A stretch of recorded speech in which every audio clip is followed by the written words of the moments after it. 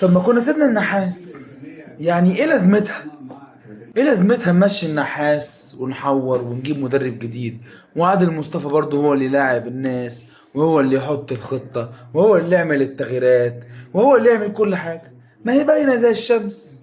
يعني عادل مصطفى بيعمل كل حاجة في الماتش، هو اللي بيعمل كل حاجة. الواد ديانج ما شاء الله عليه، الله أكبر، في الملعب عمال رايح جاي ويلف ويدور ويروح ويجي، ومطلعه وسايب كوكا في نص الملعب، جابه من باك الشمال حطه في نص الملعب، ابن عماد النحاس.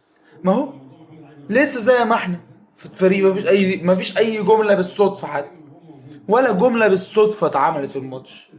ماتش ما فيهوش اي حاجه، ما فيهوش هجمه على الجول، صدفه راحت لعمر كمال هوب جون وشكرا خلص الماتش. بنلعب فريق شارموفرز وايزي ماني وبتاع، وعمال نعمل حاجات غريبه، وبرضه نفس الكلام ونفس الحوارات، مفيش حاجه تتعمل ولا في حاجه تتلعب ولا اي حاجه.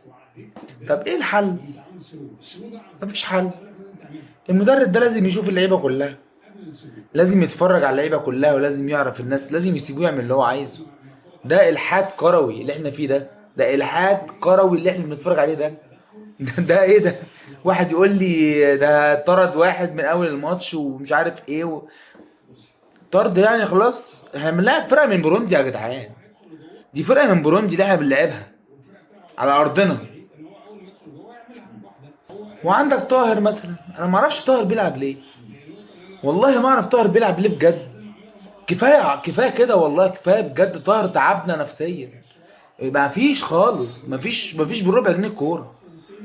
واول تغيير في الماتش لازم يكون اهم لاعب في النادي الاهلي، لازم يكون ابن صاحب النادي، محمد هاني لازم يلعب اول.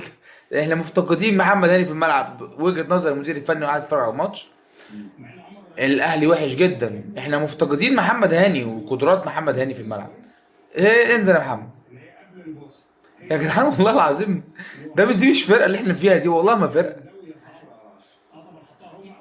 مش عارف يعني، كنا فاكرين ان هو مشكله مدرب، المدرب جه وعمال ياخد تعليمات من المدرب العام بقى والمدرب التاني ما كفايه كفايه بقى يعني، يشوف هو حل، يبدا بقى يشوف حل. هو بقى 3 ماتشات كده اهو، 3 ماتشات، المفروض هو بقى اللي يشوف الحلول بقى، ويبدا يشوف اللعيبه بقى، يعني خلاص عايش معانا بقى له حبه.